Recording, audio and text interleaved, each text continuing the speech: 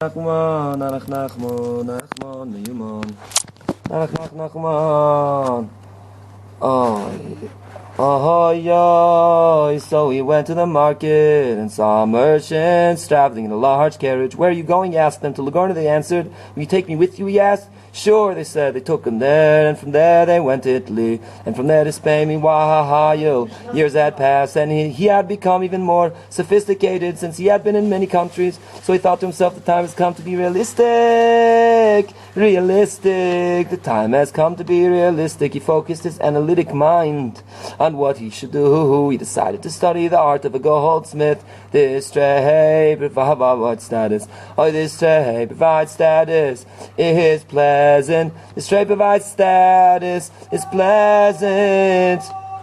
Requires wisdom and is also lucrative. Being clever and intelligent. He did not need to study it for years. In a quarter of a year, he had already learned the trade and had become a very skilled tradesman. He was even more skilled than the artisan who had taught him. So he thought to himself, even though I already possess this trade, it is not enough. Today it is important, but maybe in the future something else will be important. So he went and apprenticed himself to a stone cutter with his cleverness. He learned this trade in a very short time. In a quarter of a year, he then thought to himself, with his analytic mind, though I already possess two trades, perhaps neither of them will be important in the future. Let me study a trade that will be important forever. So he researched with his understanding and analytic mind and decided to study to become a doctor. That is a necessity and is always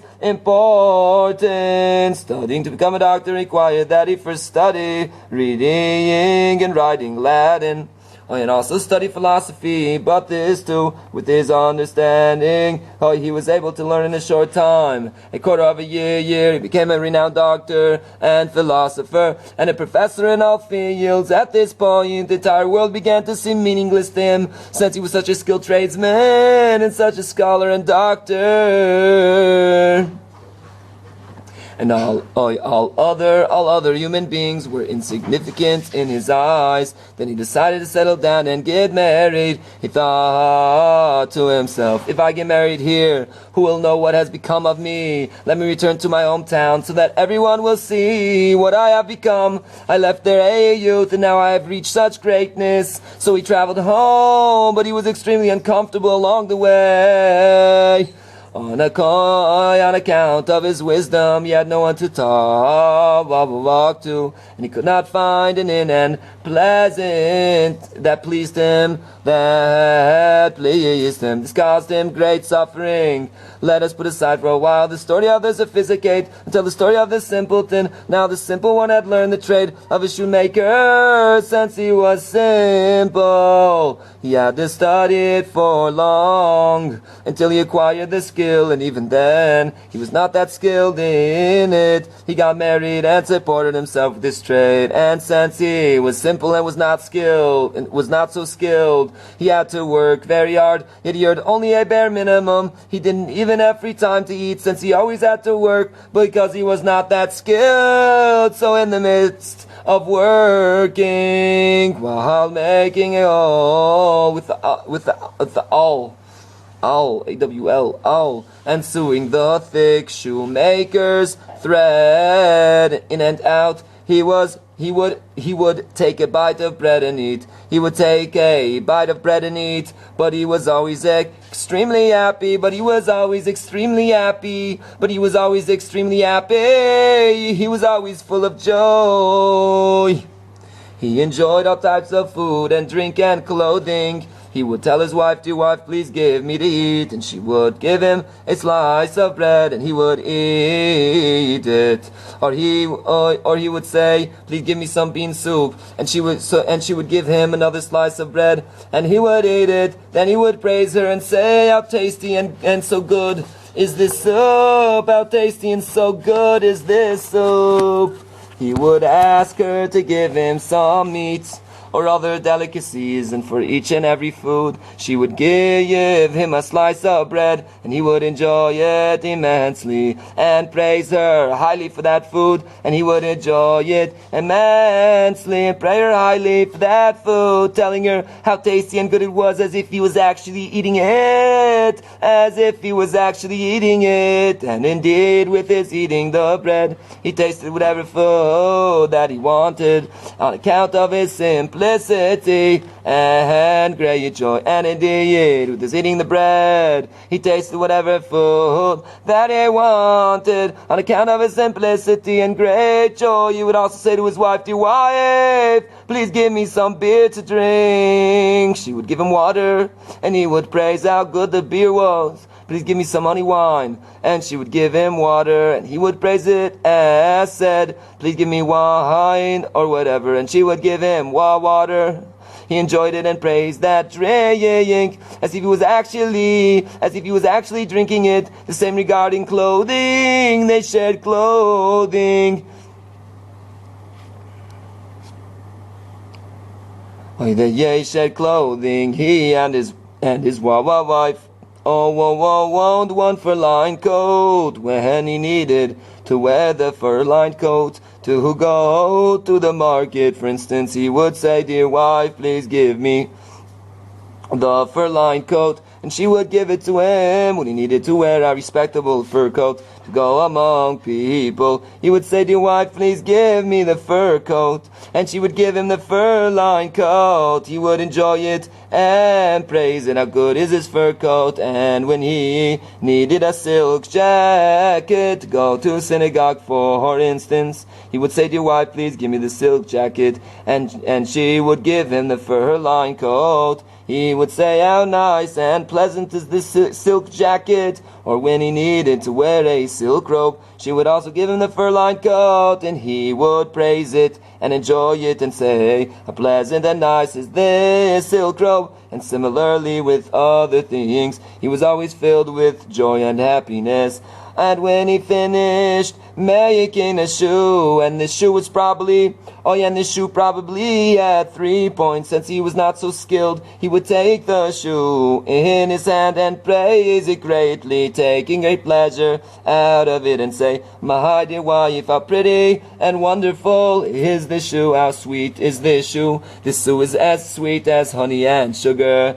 She would ask him, "So then, why do other shoemakers take 3 gold pieces for a pair of shoes, while you only take 1.5 gold pieces?" He would answer, "What do I care about this? This is my work and that is their work. What do I care about this? This is my work and that is their work." Also, why should we speak about others? Why should we speak about others? Let's just figure out how much I earn in cash for this shoe. The leather costs so much, the glue and thread cost so much, other expenses so much, the tongs so much, so I am earning 10 coppers in cash. So what do I care when I have such a profit in cash? So he was always full of joy and happiness. People though laughed at him and enjoyed having someone whom they could laugh at. They thought he was crazy. People would come and intentionally begin speaking with him in order to laugh at him, but the simpleton would just say, "No mockery, please." But as soon as they would say that they meant no mockery, he accepted their words and would speak with them. He was not interested in analyzing their statement in depth, whether it too was only mockery, since he was a straightforward person. But whether the two is only mockery, since this too was only mockery, I think it says in the real, since this too was only mockery, to analyze the statement. Whether it too was only mockery, since he was a straightforward person. But when he realized that their intention was indeed mockery, he would say, "So what if you are smarter than me? So what if you are smarter than me? You will still be a fool, for what am I? By comparing yourself to me and being smarter, you only prove yourself. by comparing yourself to me and being smarter. You only prove yourself to, oh yeah, fool. You only prove yourself, oh yeah, fool. All these were the ways of the simpleton. Now let us return to the story. All of a sudden there was a great commotion. The sophisticate was on his way home, having attained great fame and knowledge. The simpleton also ran out to greet him with great joy. He said to his wife, quickly, give him the fur-lined coat. Oh, let me go greet my friend and buddy and see him. Oh, she gave him the fur-lined coat, and he ran out to greet him. Now the sophisticate was traveling in a covered carriage, very pompously, when this simpleton came out to greet him, asking after his welfare with love and joy. My dear brother, how are you doing? Oh, thank God. What? How are you doing? Thank God you are here, and I am able to see you. Thank God you are here, and I am able to see you. Thank God you are here, and I am able to see you. As for the sophisticate, the entire world was nothing to him. All the more so was someone like this, who seemed crazy yet out of the deep, yet out of the deep friendship that had once existed between them in their youth. He treated him nicely and allowed him to travel with him into the city. Now, the two homeowners, the fathers of these two sons had died while the sophisticate had been traveling about the world, and the houses were bequeathed to the sons. The simpleton who lived there entered his father's house and possessed it. The sophisticate, though, who had been overseas, had no one to take care of the house, so his house became dilapidated and fell apart. Nothing was left to salvage from it. The sophisticate thus had nowhere to go when he returned, so he moved into an inn. He suffered there, for this inn was not to his liking. The simpleton had found something new to do. He would frequently run over to the sophisticate full of love and joy. But when he saw that he was suffering at the inn, the simpleton said to the sophisticate, my brother, come to my house and stay with me. I will gather everything I own into one corner, and the rest of the house will be for you as you wish. This appealed to the sophisticate, so he moved into the simpleton's house and stayed with him. But the sophisticate was always filled with suffering, for he had established a name for himself as an astounding scholar, artisan, and very great doctor.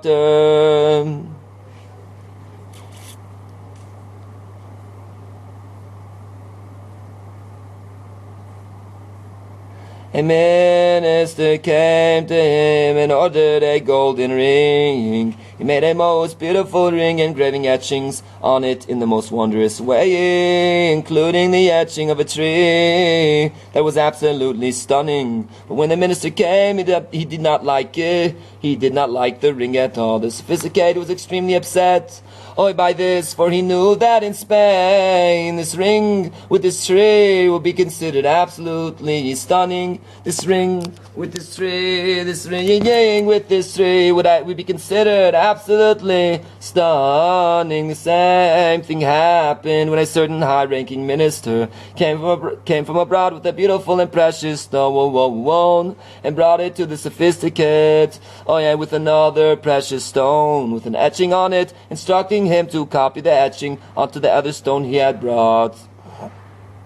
The sophisticate copied the etching exactly, but made only one mistake that no one would ever notice it besides himself. The minister came to fetch the precious stone, and he was satisfied, but the mistake caused the sophisticate great distress. I may be so skilled, yet I still have made a mistake. I may be so skilled, yet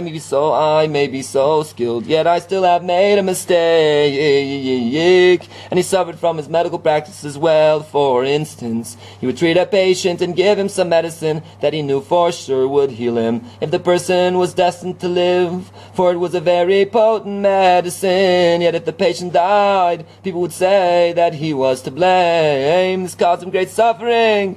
Oh, and if he gave the patient medicine and he lived, people would say that it was only a coincidence, so he was always suffering. The same happened regarding his clothing. Regarding his clothing, he called on a tailor and worked together with him until he taught him how to make a garment to his liking, nanach, nachman, as he was accustomed. The tailor did exactly as told. Just one lapel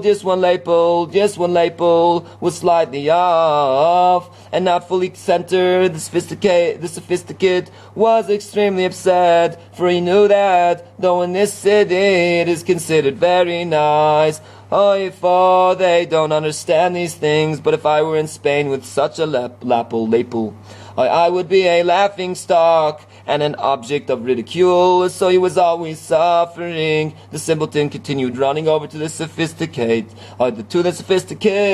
full of joy. But finding him troubled and full of suffering, he asked him, "Why is such an intelligent and wealthy person like you always full of suffering?" I am always happy.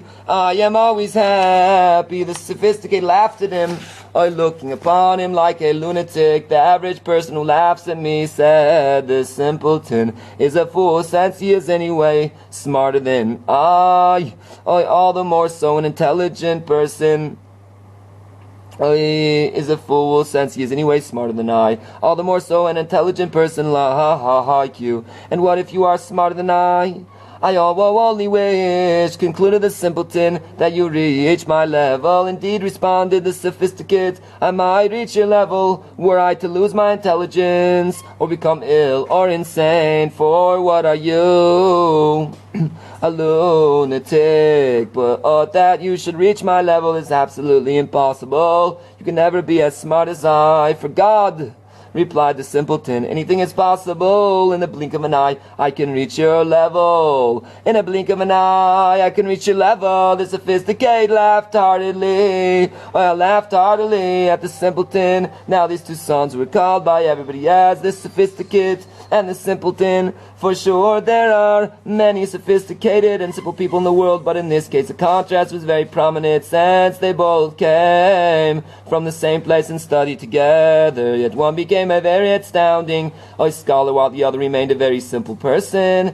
Even in the population registry, where each individual is entered by his family name, they were referred to as the sophisticate and the simpleton. The king was once looking over the registry and noticed that these two sons were recorded as the sophisticate and the simpleton. He found this very interesting, that these two would be called the sophisticate and the simpleton, and he wanted very much to meet them. The king thought to himself, "If I send for them suddenly to come along before me, they will become very frightened. The sophisticate will become too flustered to answer, while the simpleton might lose his mind. Out of fear."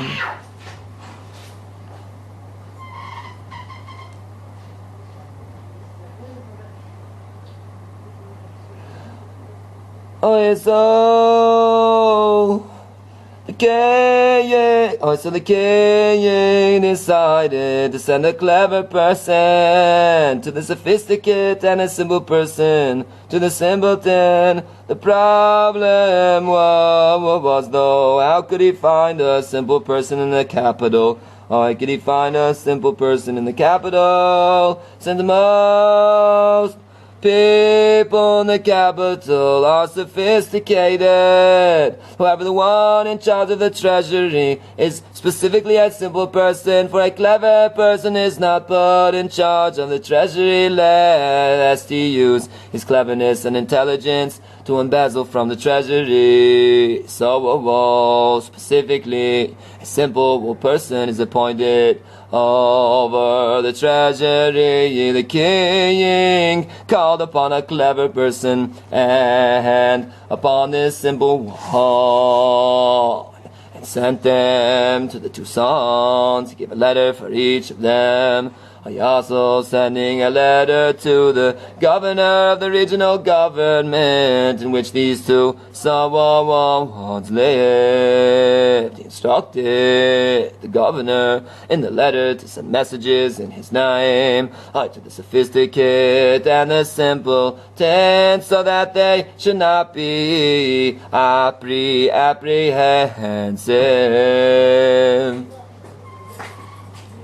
I should write to them that it is not an urgent matter, and that the king is not unequivocally ordering them to come, but is leaving it to their discretion if they want to come or not, though the king would like to see them. The messengers traveled to the sophisticate and the simpleton, but first went to the governor and gave him the letter. The governor asked about these two sons, and they told him that the sophisticate is extremely clever and very wealthy, while the simpleton is very simple and only possesses a single fur-lined coat. The governor decided that it is inappropriate to bring him before the king dressed in a fur-lined coat, so he had proper clothing made for him and loaded them on the covered carriage that would be going to him. He also gave the messages to the messengers as instructed. The messengers set out and arrived, the sophisticated one to the sophisticate and the simple one to the simpleton, and gave them the letters. As soon as the simpleton received his letter, he said to the simple messenger who had brought it, "I don't know what it says here, please read it to me. I will tell you orally what it says. The king wishes that you come before him." "No mockery, please," said the simpleton. "This is not mockery. It is absolutely true," said the simple messenger. The simpleton became filled immediately with joy and ran to tell his wife, "Dear wife, the king has sent for me." "What for and why?" she asked. But he had no time to respond, since he immediately rushed joyfully to go with the messenger there and then. Sitting down in the covered carriage, found the clothing, and this made him even more joyous. Meanwhile, a scandal had been revealed.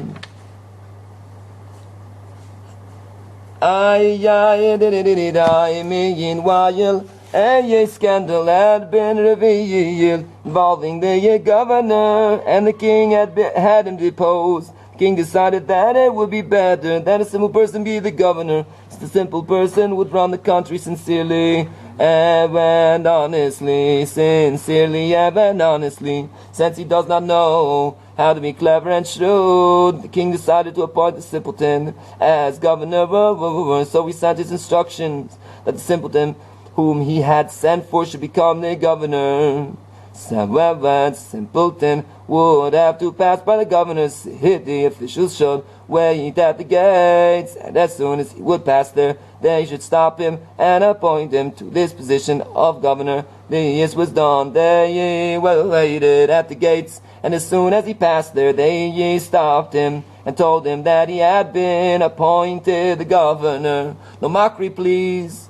"Oh," he said, "this is absolutely without mockery," they responded. So the simpleton immediately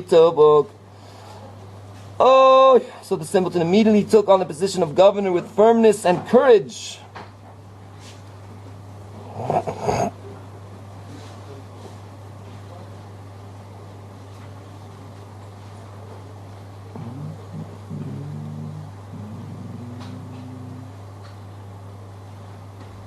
Yeah.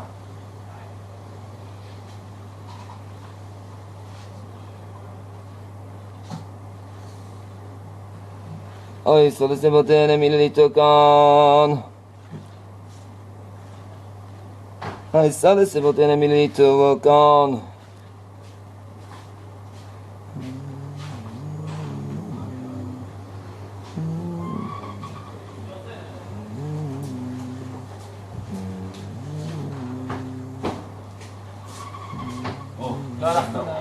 The simpleton immediately took on the position of governor with firmness and courage. Now that his status had been elevated, he became more understanding, since status engenders intelligence. Nevertheless, he did not use this cleverness at all, but continued to act continue to act with his original simplicity and govern the country with simplicity, sincerity, and honesty. He was free of corruption, and running the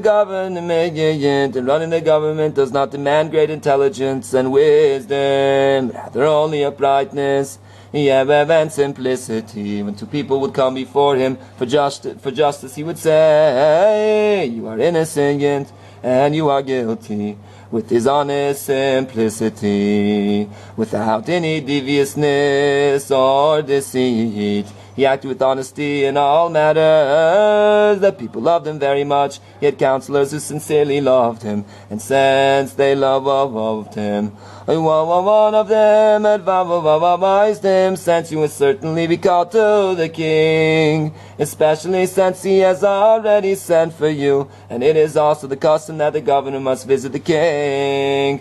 Therefore, even though you are very honest, and absolutely no corruption can be found in your running of the government, nevertheless, it is usual for the king to discuss in his conversation matters such as wisdoms and other languages. Therefore, it is proper, and appropriate that you be able to respond to him. So allow me to teach you wisdoms and languages. This was acceptable to the simpleton, who said, what do I care if I study wisdoms and languages? Recalled at that moment that his friend, the sophisticated, had said that it would be completely impossible if the simple one to attain the sophisticate's achievements. But now he would indeed be attaining his wisdom. But though the simpleton attained wisdoms, he did not use them at all, but continued to act in all ways with his original simplicity. And the king did send for the simple governor to go on before him, and he went. The king first spoke to the simpleton about the running of the government, and the king was extremely pleased, for he saw that he was acting with great honesty and truth, completely without corruption and deceit. And the kings began speaking about wisdom. Then the king began speaking about wisdoms and languages. And the simpleton answered him appropriately. This really impressed the king. He said to himself, I see that he is such a clever person. He acts in such a simple way. The king was extremely pleased. The king then appointed him as head minister above all other ministers, and designated for him a special place to live. He instructed that beautiful walls be built around it for him as appropriate, and gave him a document attesting to his appointment as minister. This was done, and buildings were built for him in the place that the king designated. The simpleton accepted this position with confidence.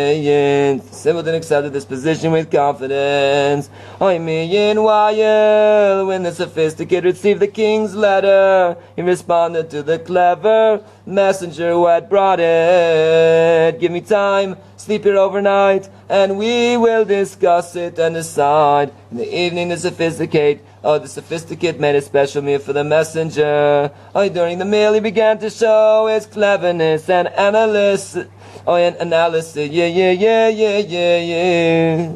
Oh, he began to show his cleverness and analysis, saying, what is this? A king like this should send for me, for a commoner like me. What am I that the king should send for me, a king who possesses such power and greatness? While I am a lowly commoner, compared to such a great and awesome king, how can one contemplate the idea? How can one contemplate the idea that a king like this would send for a lowly person like myself? And if on account of my wisdom, what am I before the king? Does the king not have his own wise men? The king himself is surely very wise himself, so why should the king call for me? Oh, after continuing to express his great disbelief over the years, he said to the clever messenger, listen to what I have to say. My opinion is that the inevitable, self-evident and obvious conclusion is that there is no king at all. The entire world is mistaken in this great error.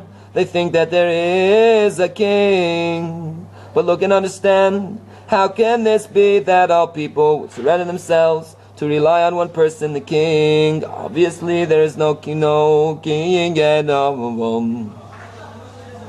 Obviously, there's no king at all. The clever messenger responded, but I have brought you this letter from the king. Did you receive the letter from the king's own hand yourself? Did you receive the letter from the king's own hand yourself? Asked the sophisticate. No, answered the clever messenger, but someone else gave me the letter in the king's name. Now you see for yourself that I am right. Said the sophisticate, there is no king at all. Tell me, continued the sophisticate, you live in the capital city and grew up there all your life. Tell me, did you ever see the king in your life? Did you ever see the king in your life? Oh, you know, answered the clever messenger, and indeed he had not, since not everyone has the honor of seeing the king. For the king only very rarely appears in public. So now look closely, said the sophisticate. How clever, how clear and obvious is my argument, that there is no king at all. For even you have never seen the king. So who runs the government? Asked the clever messenger. Let me explain this to you clearly, answered the sophisticate. I am the one to ask about this, for I am an expert in this matter. Since I traveled about in the world, I was in Italy, and the custom there is that a council of 70 advisory ministers runs the government for a set time. And serving on this council is divided among all citizens of the country. The sophisticate's word began to make sense to the clever messenger, until they agreed and decided that there's obviously no king at all.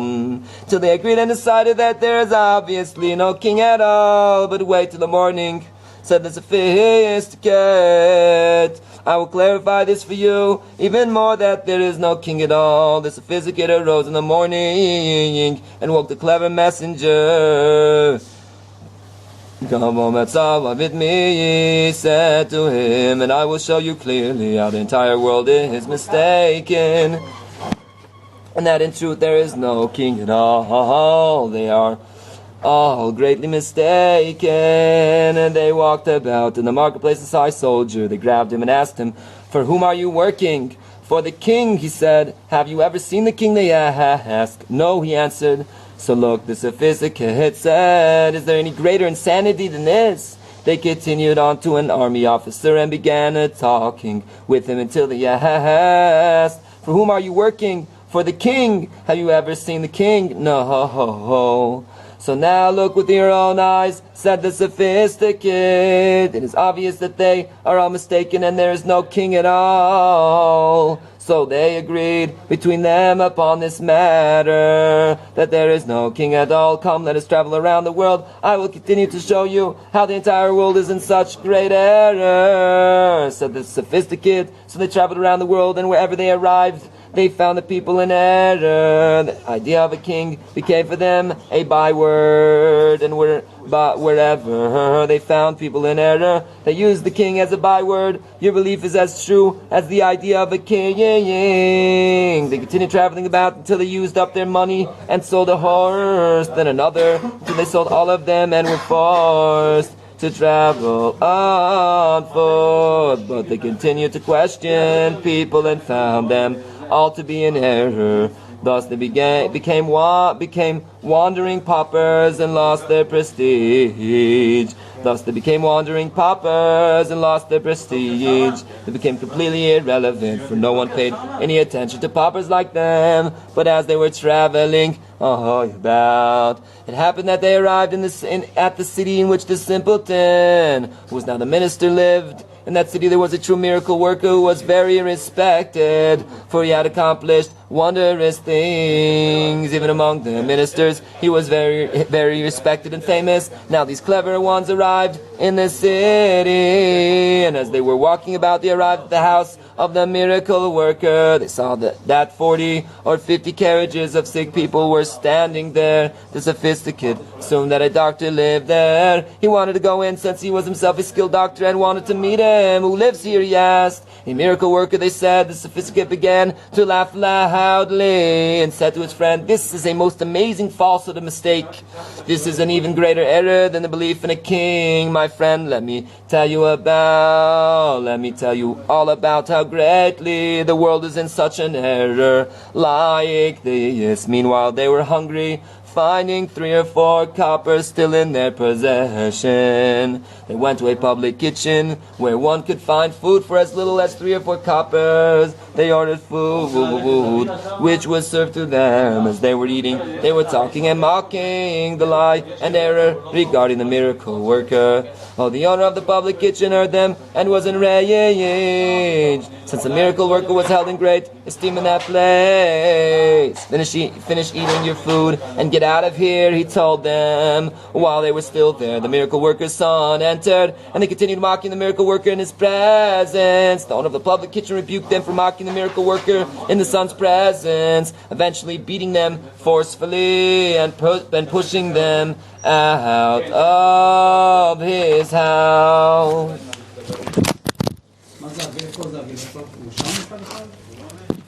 nachman.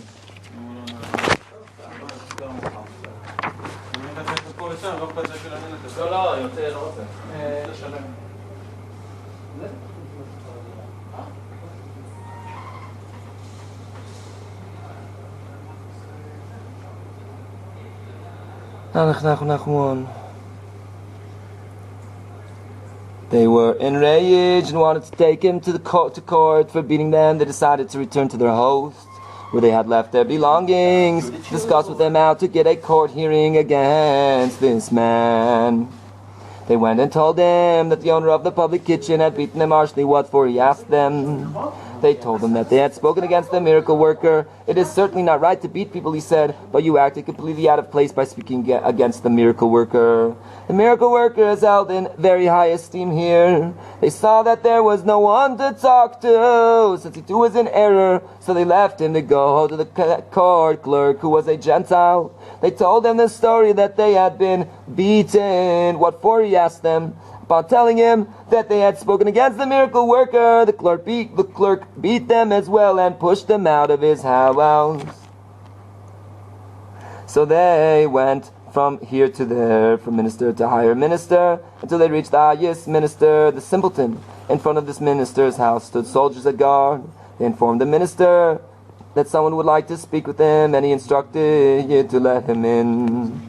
Then he instructed to let him in. The sophisticate came before the minister, and as soon as he entered, the minister recognized him as his old friend, the sophisticate. The sophisticate, though, did not recognize him, since he now held such a high position. The minister opened opened discussion by saying to him, look at what my simplicity has brought me to such greatness, and at what your sophistication has brought you, and at what your sophistication has brought you, or that you are my old friend the simpleton. Answer the sophisticated. We will discuss later. Now though, I would like a court hearing for having been beaten. Why were you beaten? He asked him. Because I spoke against the miracle worker, he said. This is a falsehood and great deceit. Are you still holding on to your cleverness? Asked the simple minister. Look, you had said that you could easily attain my level, but that I could never attain yours. But look, I have already attained yours, while you have still not attained mine.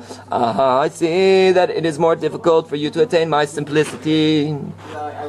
Nachman, however, since he remembered him from his days of greatness, he instructed that he be given clothes and invited him to eat with him. While they were eating, they began to talk. The sophisticated began to argue his point that there is no king at all. The simple minister rebuked him and said, I have personally seen the king. Are you sure that this was the king? He asked. Do you know that his father and his grandfather were kings? How can you be sure that he is king? People told you that he is king, and they deceived you with lies. And the simple one was extremely enraged over his denial of the king's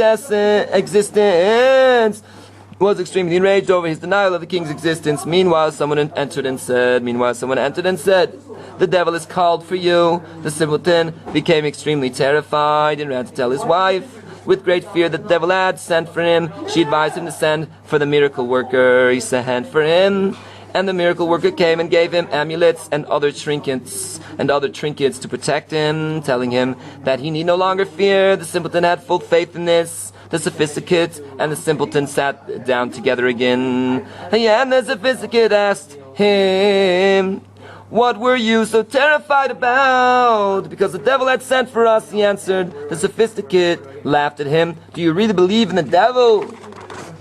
So then who was it that sent for us? He asked.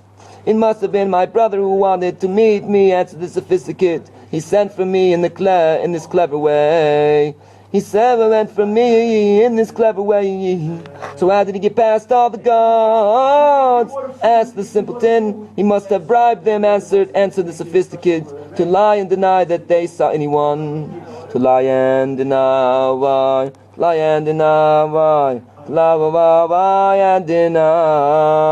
they saw anyone. To lie and deny that they saw anyone. Meanwhile, someone entered again and said that the devil is calling for them. This simpleton was not terrified. All this time he had no fear at all, since he possessed the protection of the miracle worker. What do you say now? What do you say now? He asked the sophisticate. I will tell you, I have a brother who is angry with me, and he is doing this foolery in order to scare me. Turning to the one who had brought the messenger to call them, he asked. And what does this one who sent for us look like? What type of a face does he have? What does his hair look like? And such other questions. After he gave the details, the sophisticate said, you see, that is what my brother looks like. Will you go with him? Asked the simpleton. Certainly. Just send along some soldiers to accompany, so that I am not harassed. The simpleton had soldiers accompanying the two clever ones to go along with the one who had come for them. Soon though the soldiers returned, and the simple minister asked them, where are the clever ones? They answered that they had no idea at all how they had disappeared. However, the devil had captured these clever ones and taken them to mud and quicksand. The devil sat there on a throne in the middle of the mud. Now this mud was very thick and sticky, literally like glue, so that they were totally unable to move about in the mud. These clever ones shouted to those who were torturing them, wicked ones, why are you torturing us? Does the devil exist at all? You are wicked people. and are torturing us for no reason. These clever ones still did not believe in the devil, but that wicked people are torturing them. While these two clever ones were in the mud, they analyzed the situation and concluded it can only be that ruffians, with whom we once argued, are now torturing us like this. And they were greatly tortured there for many years. The simple minister once passed by the house of the miracle worker. Remembering his old friend, the sophisticate, he entered the miracle worker's house. After bowing his head in noble respect, he asked him if it would be possible to see the sophisticate and set him free. Do you remember the sophisticate whom the devil had sent and had taken away? From that day on, I have not seen him. He said to the miracle worker, surely he answered. So he requested of the miracle worker to show him where he is and set him free. I can certainly show you where he is and set him free, but only you and I can go. The miracle worker answered. So they set out, and the miracle worker did what he knew how to do, and they arrived there where the two sophisticates were sunken in quicksand and mud. When the sophisticate saw the minister, he cried out to him, my brother, look, these wicked people are beating and torturing me so much for no reason. Are you still holding on to your cleverness? The minister rebuked him. Do you still not believe in anything? Do you believe that these are people? Now look, here's the miracle worker whom you deny. Specifically, he is the one who can get you out of here, and he will show you the truth. The simple minister asked the miracle worker to get them out and show them that this is the devil and that they are not people. The miracle worker did whatever he did, and they were instantly standing on dry land and not in quicksand, while those demons had turned to dust. Upon seeing this, the sophisticate was forced to acknowledge everything, that there is a king, etc. If prayer is improper, it is like a triangular shoe. Understand this, lesson 19 in part 2, the Kutim, which speaks about cleverness and simplicity, revolves around this story. There it says that perfection is essentially unsophisticated. There it says that perfection is essentially unsophisticated simplicity. While Amalek, who was clever and denied the essential, is alluded to in the verse Sheva Yipol Tzadik V'Kam. The Tzadik will fall 7 times and rise. End of the word, the acronym of the last letters spelling out the Amalek. This is because our spiritual falls are essentially caused by cleverness. See there at length. And even when Agag realized his imminent downfall, when Samuel came to Saul to kill him, he still did not believe. As written, Agag walked in a pampered fashion, as translated by the Targum, for he still did not believe in his downfall until he actually saw it in front of his eyes. Only then Samuel said, indeed, the bitterness of death is approaching, for until then he did not believe. Look closely into this story, and you will see wonders of wonders. The burgher and the pauper. There was once an extremely wealthy burgher who was involved in many different lines of business. His promissory notes and guarantees were accepted throughout the world. His promissory notes and guarantees were accepted throughout the world. His promissory notes and guarantees were accepted throughout the world. Things were very good for him. Right beneath him lived an extremely poor pauper, whose situation was the exact opposite of the burgher's. Both were childless. Neither of them had any children. Nanach, nachman, meuman. Nanach, nachma, meuman. Nanach, nachman, meuman.